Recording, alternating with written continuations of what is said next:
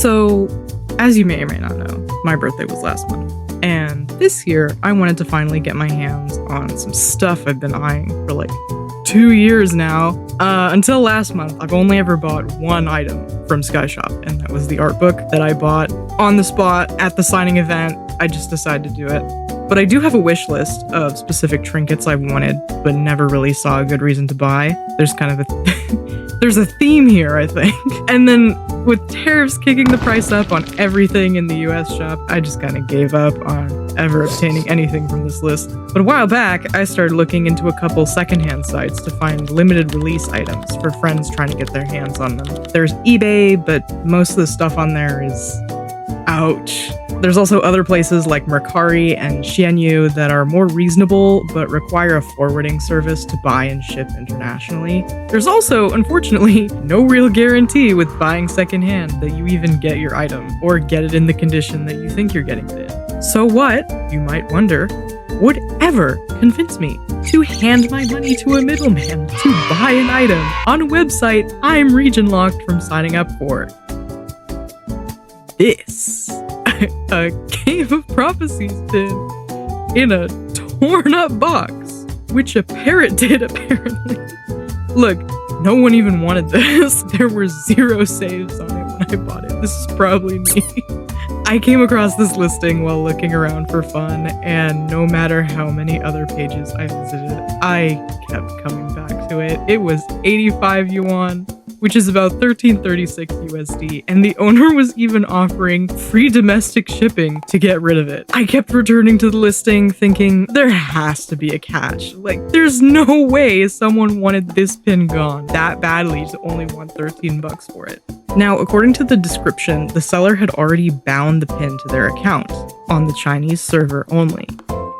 So, SkyShop pins usually have a star feature where scanning the back of the pin binds it permanently to your account. In theory, if you give the pin to someone else and they try to scan it, they can't. However, what I've learned from Chinese players is that each star pin can actually be used 3 different times, as long as they're on different versions of Sky. A pin that's only been used on the Chinese game can be rebound to the international game, and theoretically, the beta game as well, but I wouldn't recommend it. Meaning, a used pin from a Chinese Sky player is basically useless to other players with Chinese accounts, but an international Sky player can still use it if they buy the used pin or buy the international NFC data.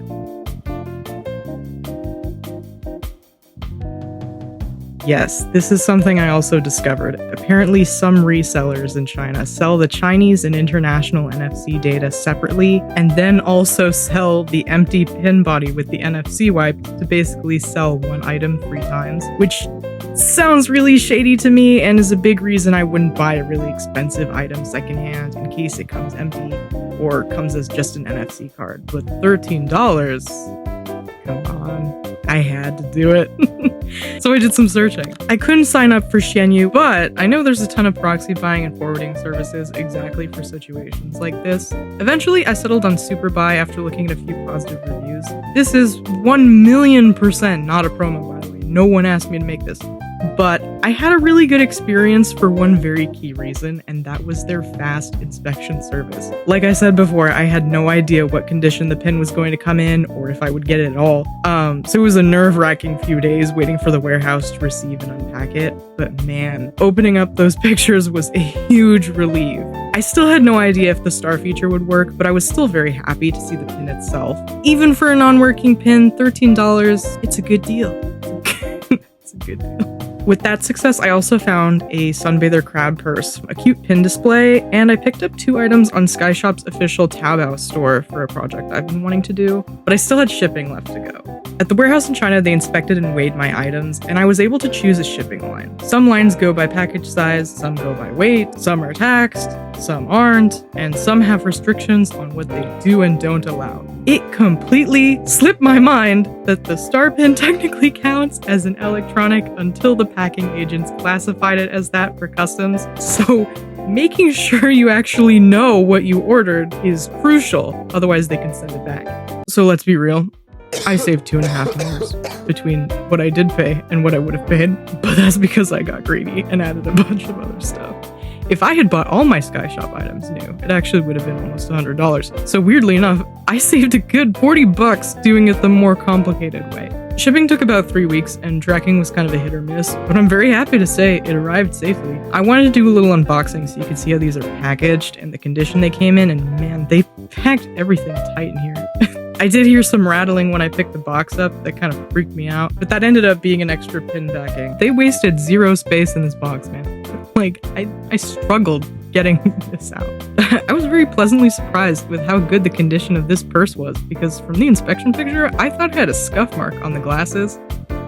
But I guess not. When I saw that it still had the tag on, I was looking around to see why it was discounted to $6, and there was just this plastic string coming off that broke off with a little pull. If this falls apart at the seams in like 2 days or has something else going on with it, I'll post an update, but for now it seems fine. Next, I pulled out the 2 SkyShop Taobao items, which were wrapped up in bubble wrap. You might remember that I tried out manufacturing some small printed merch last September, and I want to do some more projects with that this year, one of them being making some cards and button pins. Now, I picked up this Wasteland Elder pin because it was one I wanted, and to see what kind of foil and holographic backing is used on them. I really like the Vault and Isle Elders that were left out of Triumph, so making matching pins for them in this kind of style is something I'll be working on. This pin has a very beautiful metallic green sheen to it, so I really hope I can find a way to do this in a low quantity. I don't think I'd be able to get rid of 50 to 100 pins on my own, unless I found someone who... No, never mind, I do know someone.